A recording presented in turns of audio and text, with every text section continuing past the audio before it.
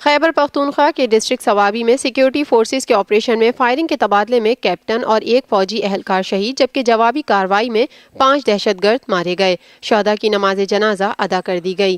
खैबर पख्तूनख्वा के इलाके सवाबी में सिक्योरिटी फोर्सेस के ऑपरेशन में पाक फौज के कैप्टन जुनेद और सिपाही अमजद ने जामे शहादत नोश किया, जबकि फोर्सेस से फायरिंग के तबादले में 5 दहशतगर्द हलाक हुए।